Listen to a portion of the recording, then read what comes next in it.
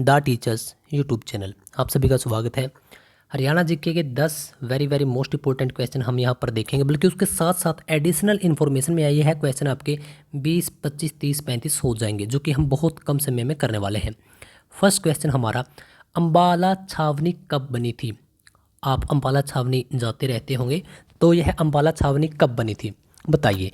मैं डायरेक्ट आपको यहाँ पर आंसर ही बताऊंगा। ऑप्शन बी के साथ हम जाएंगे 1843। 1843 में बनी थी अम्बाला छावनी। किसने बनाया था? अंग्रेज़ों ने बनाया था। ठीक है। अगर 1842 की डेट की बात करें, यहाँ पर अंग्रेज़ों ने अम्बाला डिवीज़न को शिमला में शामिल कर दिया था। वैसे यह क्वेश्चन आई थिंक पूछा तो नहीं गया है, लेकिन फिर भी ओके।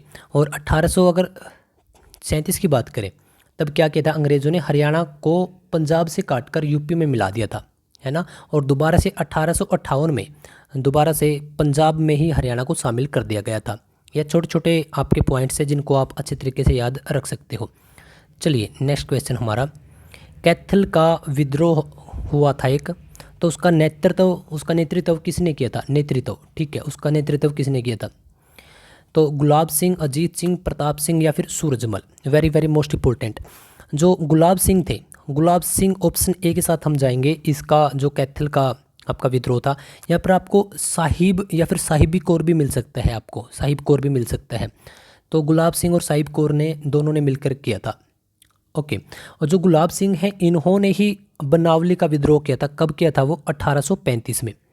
और जो ये आपके अजीत सिंह हैं, इन्होंने लाडवा का विद्रोह किया था 1845 में। यह आते हैं, यह अंग्रेज़ों के खिलाफ विद्रोह होते थे। ठीक है। और जो ये आपके सूरजमल है, सूरजमल ने किसानों का विद्रोह किया था 1824 में। मतलब जो किसानों ने विद्रोह किया था उसमें ये थे। ओके। ये लोग लीडर थे, इतनी आपको बात याद रख लेनी है। प्रताप सिंह की अगर बात करें तो जींद में 1814 में विद्रोह जो हुआ, 1814 का विद्रोह, प्रताप सिंह उसका लीडर थे। और जोध सिंह की अगर हम बात करें तो छछरौली का विद्रोह हुआ 1818 में, उन्होंने नेतृत्व किया था। अगर हम जादिब खां की बात करें तो रानिया का विद्रोह किया था 1818 में ही। तो छोटे छोटे ये पॉइंट हैं, लेकिन आप इनको साथ साथ में नोट कर लिया करो। अगर अभी तक आपने नोट नहीं किए, तब आप दोबारा से इस वीडियो को रिपीट करके एक बार नोट कर लेना, क्योंकि जितने आप नोट्स खुद से बनाओगे या वीडियो को दोबारा बार बार सुनोगे, तब आपके सबकॉन्शियस माइंड में यह सब बातें जाती रहेंगी। और एक बात और, जैसे कि एक पॉइंट आ गया यहाँ पर कैथल से जितने आपको रिलेटेड पॉइंट्स मिलते हैं उनको रिकॉल करने की कोशिश किया करो। क्या? जैसे कि यह 1 नवंबर 1989 को बना था, और हनुमान जी की नगरी बोला जाता है, वानर नगरी बोला जाता है, नवग्रह कुंड इसी में है। ठीक है। ऐसे ऐसे जितने भी पॉइंट्स हैं, तब आप जैसे कि धान इसमें अच्छी खासी होती है, सभी पॉइंट को एक दूसरे के साथ आप नोट कर लिया करो। अब बात करते हैं हम यहाँ पर अकबर की। अकबर किसका पुत्र था बताइए? अकबर किसका पुत्र था? अकबर था आपका हुमायूं का पुत्र। देखिए, जो बाबर था, बाबर, ठीक है, बाबर बी लिख रहा हूँ मैं यहाँ पर। बाबर ने क्या किया था 1526 में, जो पानीपत का प्रथम युद्ध हुआ था या प्रथम लड़ाई हुई थी, उसमें क्या किया था इसने? इब्राहिम लोदी को हरा दिया था और लोदी वंश का खात्मा कर दिया था। ठीक है। और तब क्या हुआ था? बाबर आए थे, और जब बाबर आए तो बाबर का लड़का कौन हुआ? हुमायूं। क्योंकि यह तो 1526 है, 1526 के अंदर ये सत्ता संभालते हैं। यह 4 युद्ध लड़ते हैं 1530 तक, और 1530 में यह मारे जाते हैं। और तब कौन आता है गद्दी पर? हुमायूं। 1500 आई थिंक, हाँ, उन्हीं के बाद आ गए थे हुमायूं, क्योंकि हुमायूं इनका लड़का है। तो बी के बाद आपको ये एच याद रख लेना है। 1539 तक यह डायरेक्टली शासन करते हैं, लेकिन फिर शेरशाह सूरी के साथ इनके मतभेद चलते हैं, और 45 के आसपास तब ये दोबारा आते हैं, लेकिन काफ़ी टाइम के बाद फिर ये दोबारा गायब हो जाते हैं। इनका ऐसा कुछ चलता रहता है। तो हुमायूं का लड़का था अकबर। तो यह एक कॉम्बिनेशन है, एक बॉन्ड है, बाबर, हुमायूं और अकबर। यह तीनों का आपको एक बॉन्ड याद कर लेना है। अकबर क्या करते हैं? अकबर 1556 में दूसरा युद्ध करते हैं। तब क्या थे अकबर? 14 साल के थे, लगभग 14 साल के थे तब यह दूसरा युद्ध करते हैं। ओके। तो इतनी बातें आपको याद रख लेने। तो अकबर किसका पुत्र था? हुमायूं का पुत्र था। चलिए नेक्स्ट क्वेश्चन पर अब हम मूव कर लेते हैं। जो बरसी गेट है, इसका निर्माण कब करवाया गया बताइए? तो बरसी गेट का निर्माण कब करवाया गया था? ऑप्शन ए के अंदर आपको दिख रहा है 1303, तो 1303 में कराया गया था।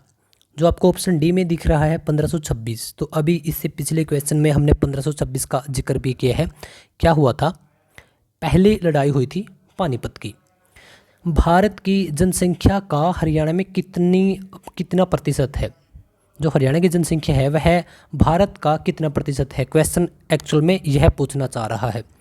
तब आपका ऑप्शन बी के साथ हम जाएंगे 2.09।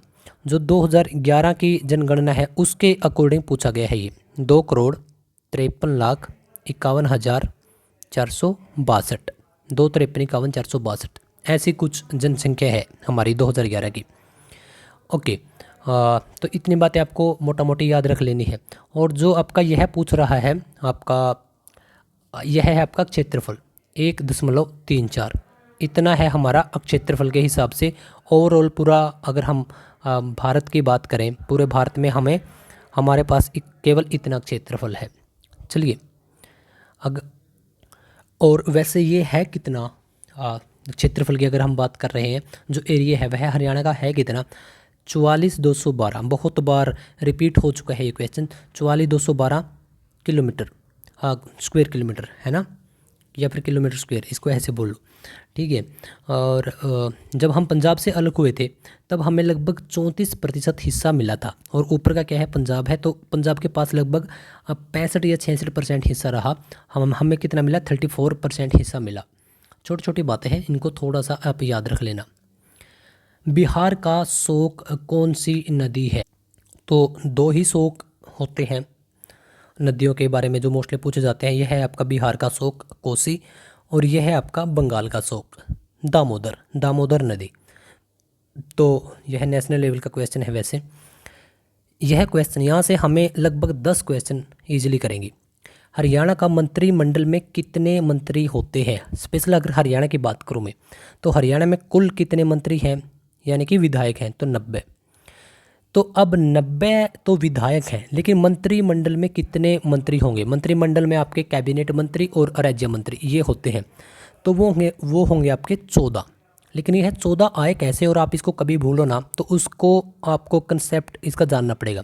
देखिए 2003 के अंदर हमारे संविधान संविधान के अंदर एक संशोधन हुआ।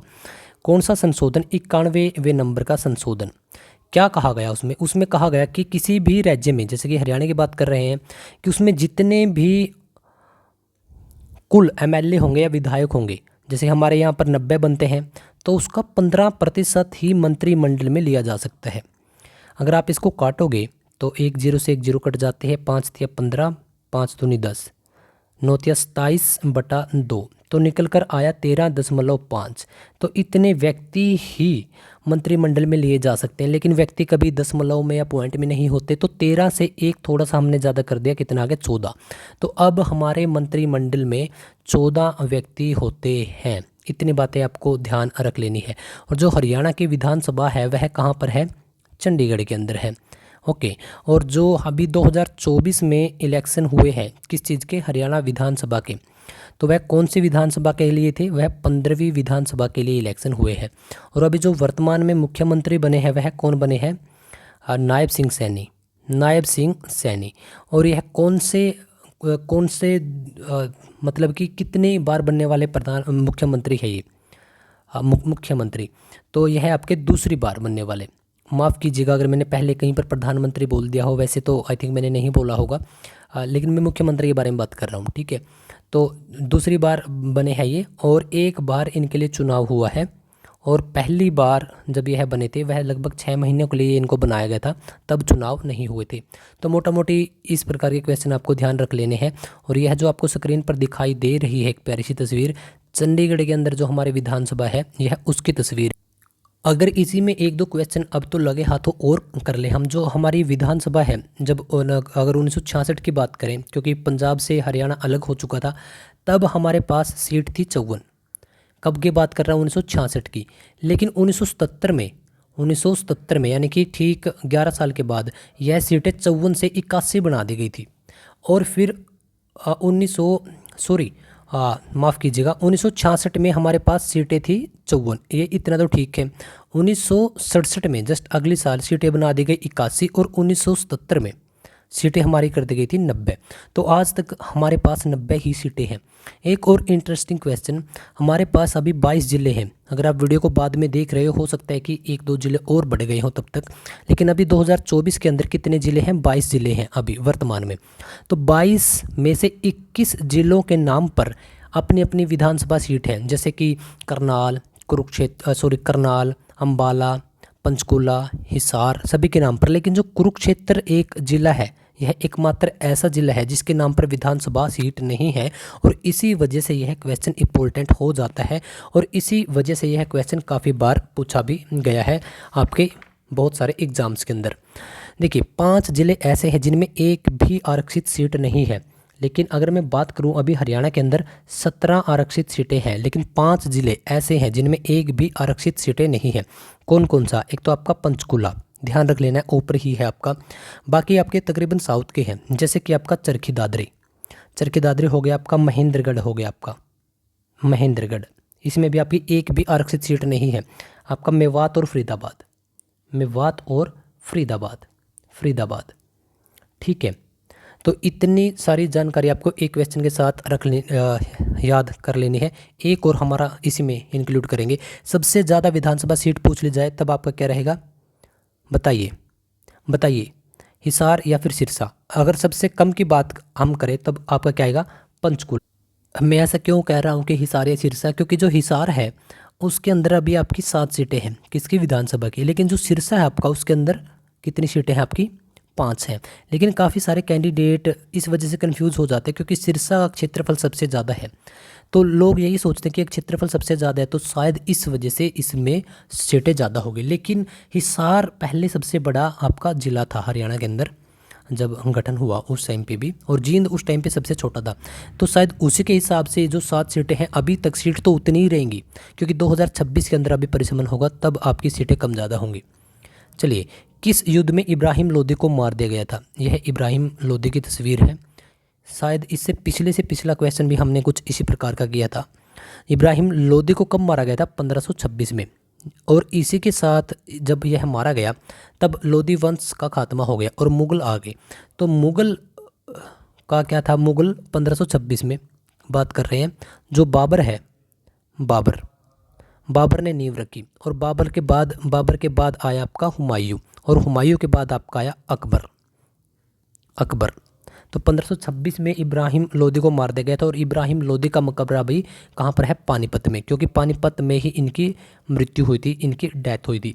और पानीपत की प्रथम लड़ाई 1526 में, दूसरी लड़ाई आपकी 1556 में, और तीसरी आपकी कब लड़ी गई थी? 1761 में मराठों के बीच। ठीक है। तो छोटी छोटी पॉइंट्स हैं आपके, इनको आप एक दूसरे से अगर रिलेट करेंगे तो बहुत कम समय में एक आप अच्छी जानकारी आप तक पहुंच पाएगी। चलिए अगले क्वेश्चन। सबसे कम समय के लिए बने सीएम कौन रहे, या सबसे कम समय के लिए बनने वाले सीएम कौन थे? तस्वीर आप सबने देख ही ली है, तो आपको पता तो लग गया होगा कि चौधरी ओम प्रकाश चौटाला रहे। तो हाँ, चौधरी ओम प्रकाश चौटाला जी सबसे कम समय के लिए बनने वाले यह सीएम रहे। कितने दिनों के लिए? 5 दिनों के लिए। एक बार, वैसे तो यह काफ़ी बार बने हैं, 4 से 5 बार यह बने हैं, लेकिन एक बार की अगर बात की जाए तो चौधरी ओम प्रकाश चौटाला मात्र 5 दिनों के लिए, एक बार 5 दिन थे शायद, हाँ। और 12 जुलाई 1990 से 17 जुलाई 1990 का वह टाइम था जब यह सिर्फ 5 दिनों के लिए सीएम बने थे, क्योंकि सबसे ज़्यादा शपथ इन्होंने ही ली है। लेकिन 1999 के आसपास, 1999 में क्या होता है, यह प्रॉपर तरीके से मुख्यमंत्री बनते हैं 24 जुलाई 1999 से, और 4 मार्च 2005 तक, लगभग आपका 4.5 साल, 5 साल, 6 साल, ऐसा कुछ टाइम है।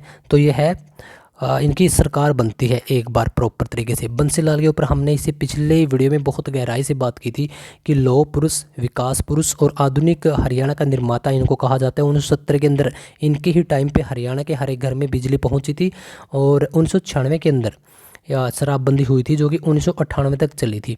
तो वह बंसी लाल के टाइम पर ही था। ताऊ देवीलाल की तो आप जितनी तारीफ़ करेंगे उनके बारे में उतना ही बहुत कम होगा।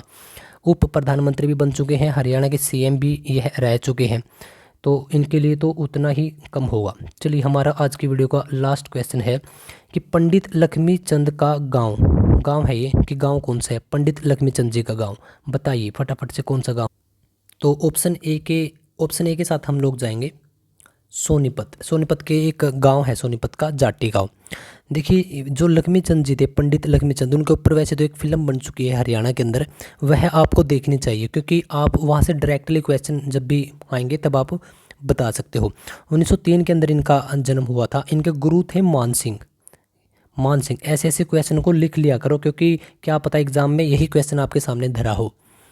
और इनको कविता का दास कहा गया, कविता का दास, कविता का क्या कहा गया, कविता का दास इनको कहा गया। और सांग सम्राट कहा गया, सांग का एक प्रकार से राजा आप बोल सकते हैं, सांग का सम्राट। ओके, सूफी कवि इनको कहा गया। और जो इनके शिष्य हुए, प्रिय शिष्य, वैसे तो इनके बहुत सारे शिष्य रहे हैं, काफ़ी आगे चलकर सांगे भी बने, मुसद्दी लाल व पहरावर, यह इनके कुछ शिष्य हैं। ओके, तो हमने लगभग 10 क्वेश्चन के साथ बहुत सारे एडिशनल क्वेश्चन भी इस वीडियो में किए हैं। आप एचटेट की तैयारी कर रहे हो, आप हरियाणा सीईटी की तैयारी कर रहे हो, या सीईटी के बेस पर मेंस एग्ज़ाम को, किसी भी एग्ज़ाम की तैयारी जहाँ पर हरियाणा जीके पूछी जाती है, क्लास लगवाते रहो, आपको फ़ायदा ज़रूर मिलेगा। ठीक है। दूसरी बात, टेलीग्राम पर अगर आप जुड़ना चाहते हो तो लिंक डिस्क्रिप्शन के अंदर सबसे ऊपर मिलेगा, वहाँ पर जुड़ जाओ, क्योंकि वहाँ पर हर एक दिन हम क्विज करवाते हैं और आप अपने आप को आंक सकते हो, क्योंकि 15, 20, 30 क्वेश्चन वहाँ पर डाल दिए जाते हैं। और भी बहुत सारी अपडेट, नोट्स, वीडियोज़, PDF सब कुछ डाला जाता है फ्री ऑफ कॉस्ट। आप जुड़ सकते हैं। बहुत सारे बच्चे टेस्ट भी देते हैं और बहुत सारे उसमें जुड़े भी हुए हैं। फालतू की उसमें कोई एक्स्ट्रा इन्फॉर्मेशन शेयर नहीं की जाती, रिलेटेड टू आपके एग्ज़ाम और रिलेटेड टू आपका सिलेबस ही उसको उस पर्पज़ से बनाया गया है। ओके, तो आप वहाँ उसको भी ज्वाइन कर सकते हैं। वीडियो अच्छी लगी है, टीचिंग मेथड अच्छा लगा है, तब आप इस वीडियो को लाइक कर दीजिएगा, क्योंकि आपका एक लाइक मुझे काफ़ी मोटिवेट करता है। मैं थोड़ा टाइम लगता है मुझे भी कंटेंट तैयारी करने में और वीडियो बनाने में, लेकिन फिर भी आपके लिए बहुत सारी कोशिशें करता हूँ। तो बताइए वीडियो कैसी लगी, खासकर बताइएगा कि आप किस एग्ज़ाम की तैयारी कर रहे हैं, क्योंकि तब उसके हिसाब से हम वीडियो और भी अच्छे तरीके से बना सकते हैं। तो चलिए, आप जिस भी एग्ज़ाम की तैयारी कर रहे हैं, आपको बहुत बहुत सारी शुभकामनाएं और उम्मीद भी है, और भगवान से दुआ भी, कि आप जिस भी एग्ज़ाम की तैयारी कर रहे हो, आप सरकारी नौकरी पर लगे और आप मिठाई खिलाने के लिए द टीचर्स के प्लेटफॉर्म पर आए। Okay guys, thank you.